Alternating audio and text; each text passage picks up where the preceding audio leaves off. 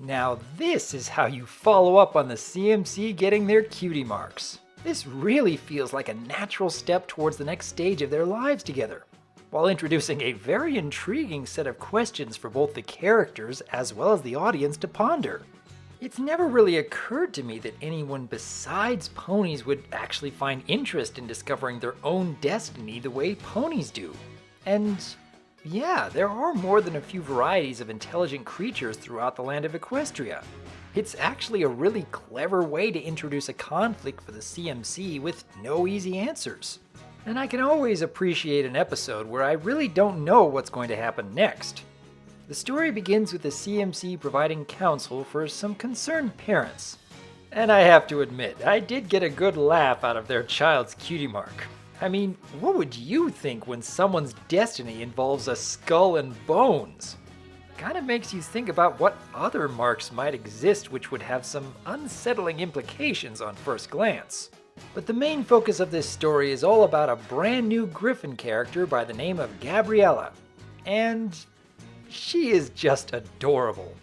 With an almost Pinkie Pie level of optimism and cheery demeanor, along with an insatiable drive to discover what her cutie mark might be, it's kind of hard not to get sucked in.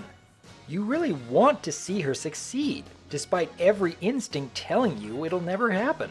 So when the CMC start questioning whether anything can possibly be done, you're right there with them.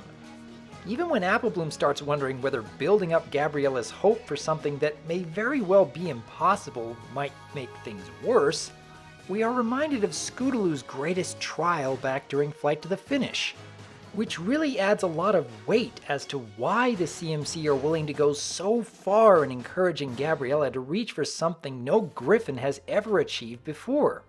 It's both inspiring and even a little heart-wrenching at the same time. Watching Scootaloo attempting to fly when it comes so easily to every other Pegasus, until she has to admit she can't, it leaves a very powerful impact on the audience. Watching Gabriella putting just as much heart and passion into finding a cutie mark when pretty much everyone already knows how it will most likely come to an end, it may not leave quite as much of an impact, but it'll certainly leave you wondering about your own life. And these are the episodes which really help the series to stand out. The Fault in Our Cutie Marks actually does share more than a few similarities to Flight to the Finish. Even the song includes a very strong percussion, making it into more of a march, in a lot of the same ways that Hearts as Strong as Horses did. It's actually pretty catchy. At least for me anyways. Now, the one worry I had throughout the story was, how are they going to end this? Would Gabriella and the CMC actually achieve the impossible? Or would they all learn a very harsh lesson about striving onwards without your greatest dream? Given some of the previous episodes where a villain is redeemed or a character finds forgiveness in a very rushed manner, I was concerned the writers might just give Gabriella her cutie mark simply because she wanted it so bad. Which, considering the long list of activities where she was able to accomplish pretty much anything she set out to do with virtually no struggle along the way, giving her a real cutie mark would more than likely push her character into Mary Sue territory. But thankfully we were given a far more worthwhile ending here. Gabriella wasn't able to get exactly what she wanted, but still found great joy and purpose in serving others while becoming the newest member of the CMC.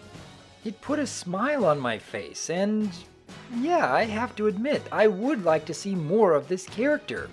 As I've said before, her insatiable drive to discover her purpose along with an almost Pinkie Pie level of optimism and cheery demeanor is kind of contagious.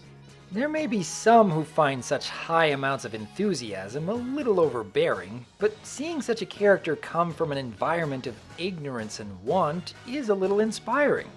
I wouldn't mind seeing how she interacts with the rest of Griffin Society. And perhaps the CMC could also continue to expand their horizons and inspire many other creatures across the land of Equestria. All in all, I'd say this is a very worthwhile entry to the series, and a welcomed conflict for the CMC. But what do you think? What were your impressions of the Griffin Gabriella? Do you believe this next step in the CMC's journey is a welcome change to their status quo? What do you suppose might come next in their overarching story? I would like to hear your thoughts on the fault in our cutie marks, and here's looking forward to even more new characters that put a smile on your face. I am Dr. Wolf, and I look forward to hearing from you. You have got to get Gabby back here right away. I have so many questions. Oh, I hope I have enough ink and parchment to document everything. Spy!